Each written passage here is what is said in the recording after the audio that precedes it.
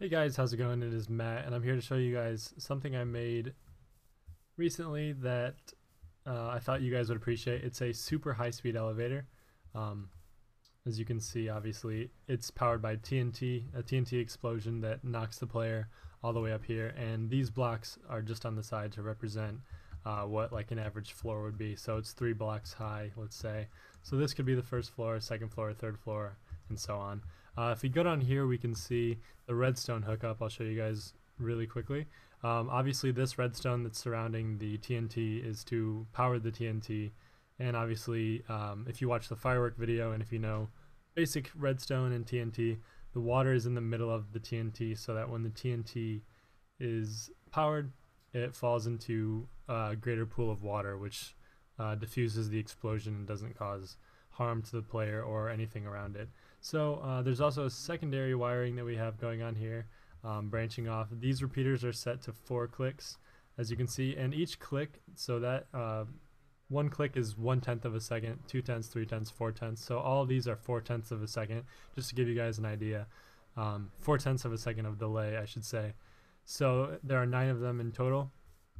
So after that we have a another line going up here to a piston, and the piston has a block that's right here behind this, obviously, and that pushes forward, knocks the player into. Hold on, let me just break this off.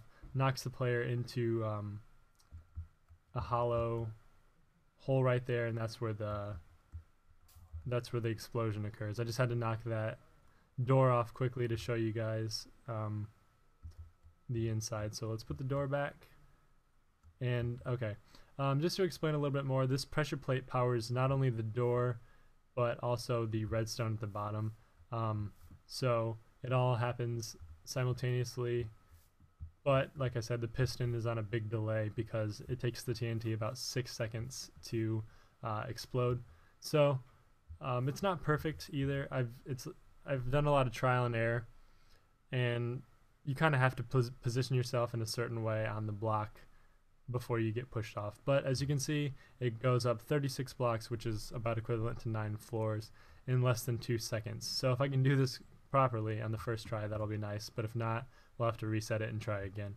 So as you can see right now, it's been ignited. You kind of want to be in the middle-ish of the block, and so we didn't make it quite all the way up, but when you do make it perfectly up, it takes you all the way up here, and I had a cobweb or spider web, whatever you want to call it, up here to stop the player. I'm still working on what I want to do to stop the player. I thought of also putting in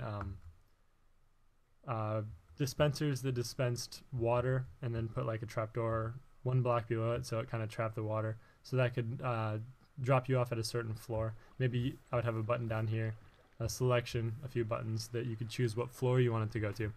But we'll go over here and we'll give this one another try, and while we're over here, this is just the same thing. These orange blocks are just the same as those, but this is a little bit more of a practical use. So this would be like a sorry about the lag, you guys.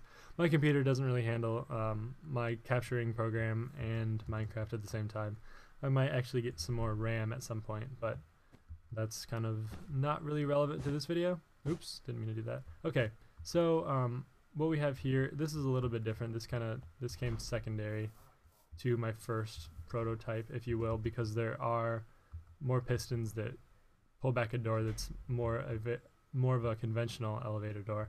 And this redstone torch here powers both of these pistons. So at the moment, you can see they're in the or they're extended outward because the redstone torch is powering them. But if you come in here and you press this button, what will happen is the doors will open, and when you walk over the pressure plate, everything else will ignite just like the other one. So we'll try to do this one. This one might work a little bit more if I can get it right. Come on. Okay, so this one we didn't get quite all the way up either. So I want to try it one more time for you guys. This is how I just reset the TNT. And if you step on this pressure plate, we light everything, you get properly set up on this block. And there we go. There you have it. So we made it all the way to the top. So that's my elevator. Like I said, it's not perfect, and I do want to think of ways to make it stop at certain floors, but that's the concept that I have so far.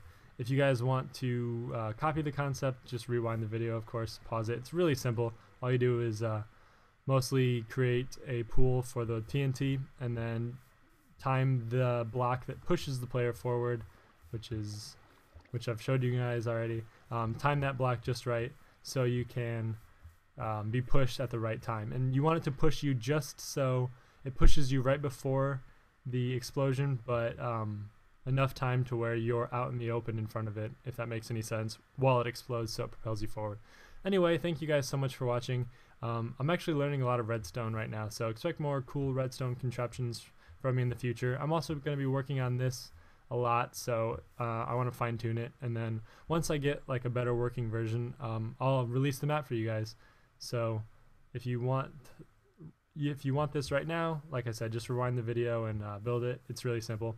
But anyway, thank you guys so much for watching. Keep an eye out this week for more new videos, and subscribe if you haven't already and you like my videos.